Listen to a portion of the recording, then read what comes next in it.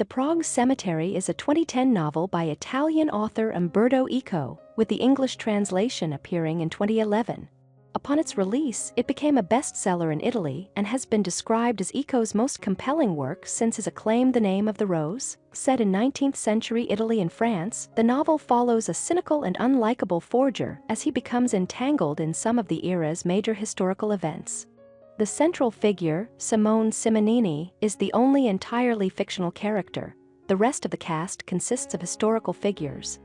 The narrative is primarily framed as a retrospective diary written by Simone in 1897. He awakens one day to find his memory fragmented, suspecting he has suffered some form of trauma. Recalling a doctor's advice that writing and talking could aid in recovering lost memories, Simone begins documenting his life in an effort to restore what he has forgotten.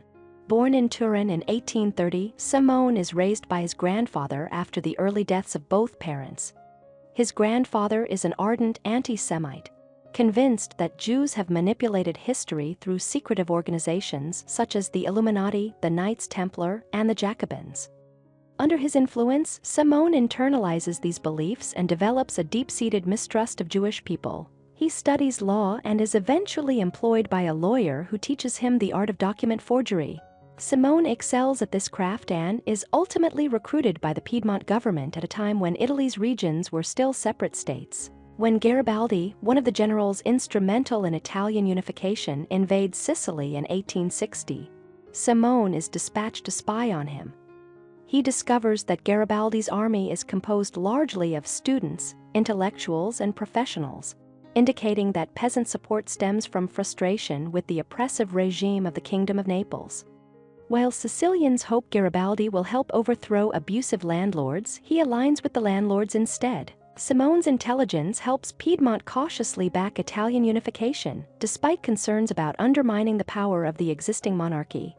During this period, Simone encounters French novelist Alexandre Dumas, author of The Three Musketeers and The Count of Monte Cristo, as well as Italian patriots Nino Bixio and Ippolito Nevo, key figures in unification.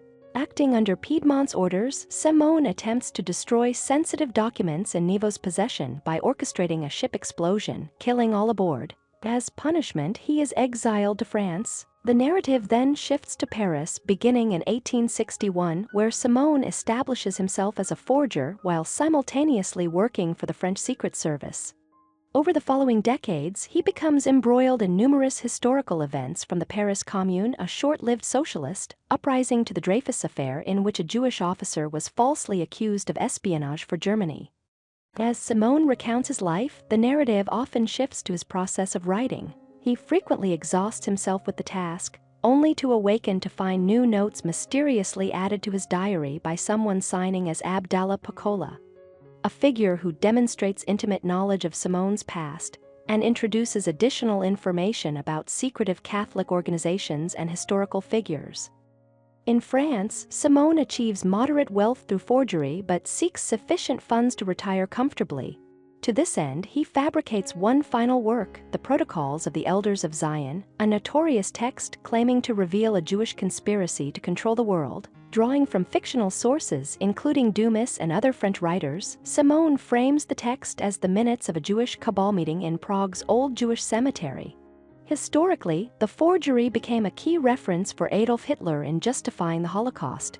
By making Simone the creator of this document, Eco underscores the continuity between the anti-Semitism of the late 19th century and the atrocities of the 20th. The Prague Cemetery was largely praised by critics, though some readers expressed concern that Simone's intense anti-Jewish sentiment risked reinforcing harmful stereotypes.